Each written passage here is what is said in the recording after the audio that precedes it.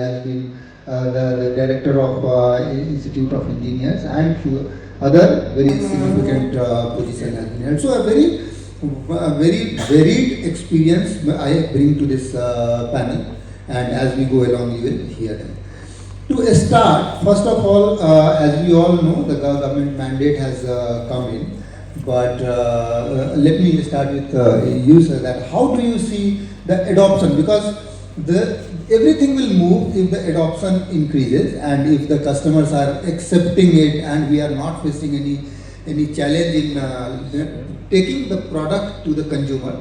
That is the one success factor which we believe. So, advanced biofuel today. It was faced by the consumers. The key success factors, what we call critical success factors, are accessibility, acceptability, and affordability.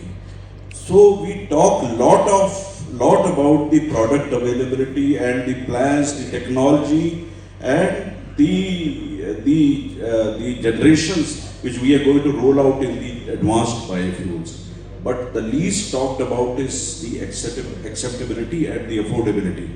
Like in April 23, Honorable Prime Minister of India rolled E20 across the country, and oil companies were mandated to convert the existing tanks and put the new tanks as well for putting up the E20 facilities across the retail outlets. Yes, it was a challenging job, and as per the mandate, we converted the tanks and we started selling E20 fuel across the country. But we lacked that the awareness was not created in the consumer in that short span.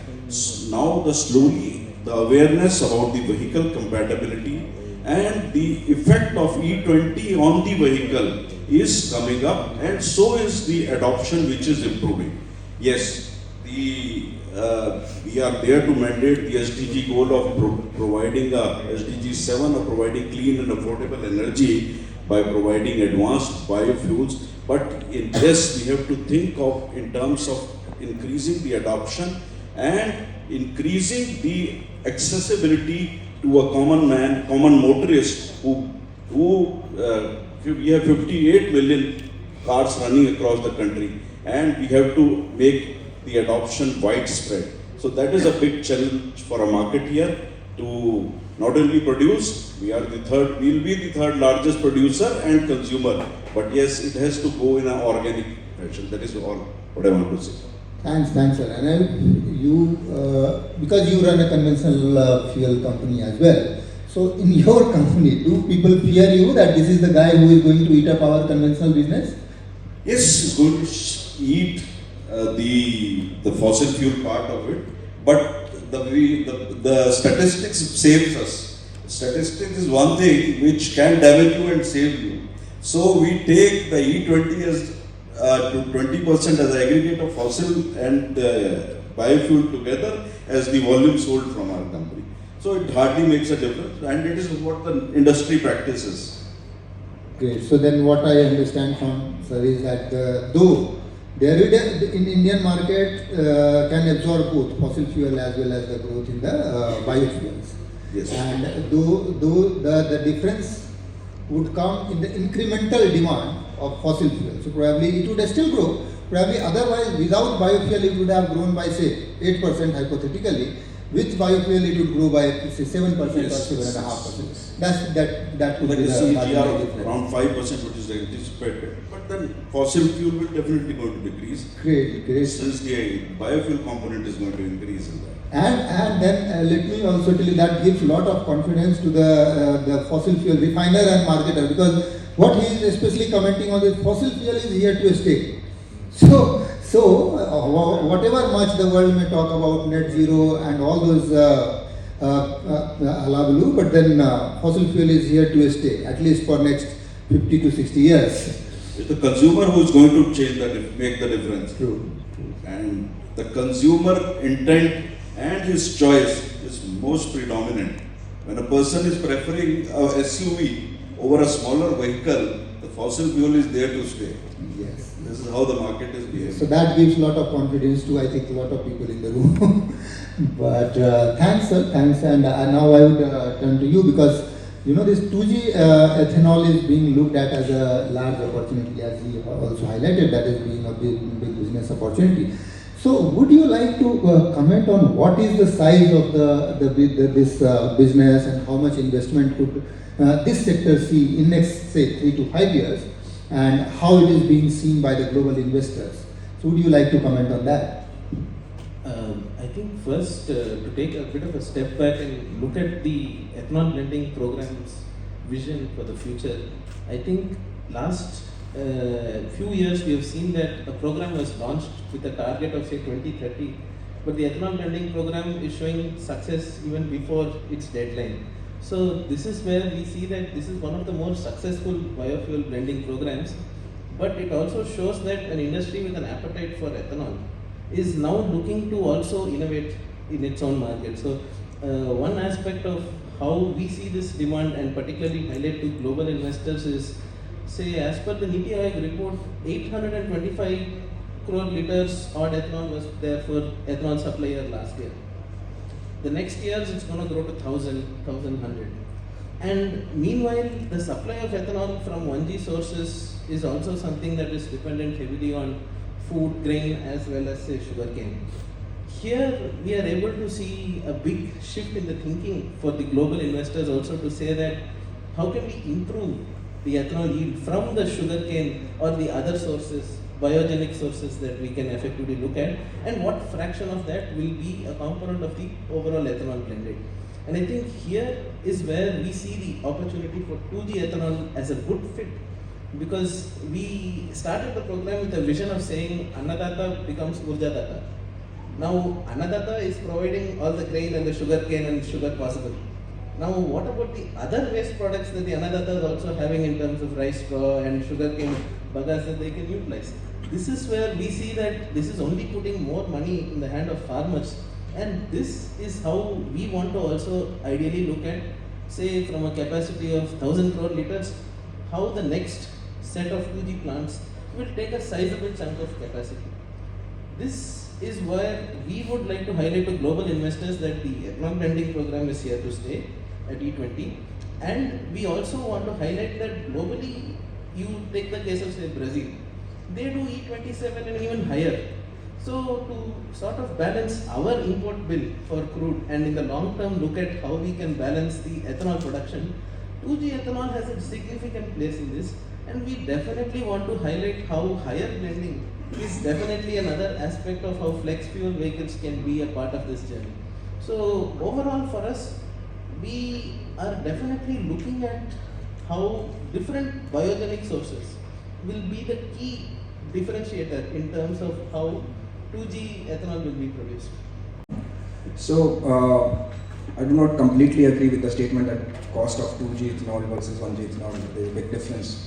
If you compare the cost from product to product, it may be different, but there are other byproducts which come out of biorefinery, and if you allocate those costs to 2G costs, the difference may not be that high. There are certain factors which increases the operating expenses cost, such as input material cost of steam and power, because there is more processing required for 2G biomass. Then there is definitely cost of enzymes, which is considerably high because there is specific kind of enzymes which can be utilized for 2G hydrolysis. And but there are certain factors which are lower in cost, such as feedstock. Feedstock for 2G is quite cheaper as compared to feedstock for 1G. So, but when we see people saying higher cost, I think people mainly talk about higher cost of setting up a plant for 2G, and that again comes from different byproducts, product lines which needs to be set up to make the whole project viable. And I see that once more and more plants are going to set up, there is going to be an ecosystem. There are going to be more and more manufacturers who could supply all these equipments locally. Some of the equipments have to be sourced from abroad, which definitely increases the cost. And another point is that for 2G, typically it is ideal to set up these units closer to the biomass, where you may not have easy access of steel power, so as compared to setting up something in an industrial belt. So those are the things. As more and more plants are going to set up, there's going to be more and more ecosystem of all these raw materials which need to be sourced with lesser cost of production. Essentially, environmental think tank based in Delhi, and we work in four broad areas: research, policy advocacy, capacity building, and knowledge dissemination. We have been, researching the compressed biogas sector in India from last 2 years, and we published 2 reports. One is titled "Greening India's Energy Mix with Compressed Biogas," and the other one recently published that focuses on the Uttar Pradesh. Challenge which we see, it is a spring cycling business.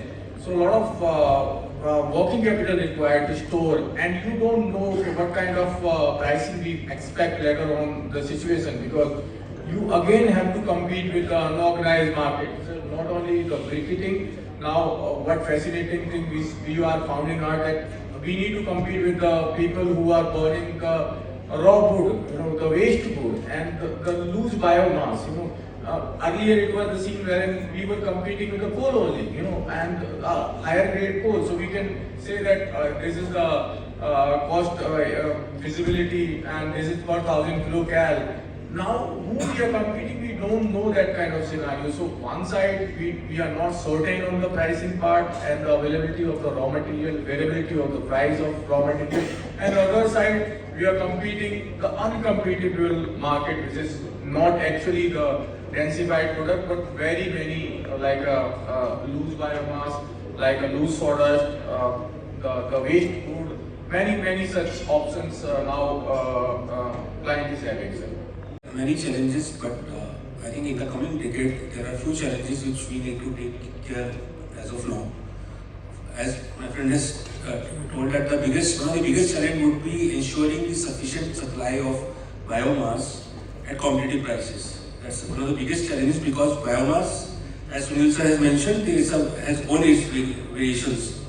Now that's the biggest challenge, but that challenge can be mitigated if we carefully plan.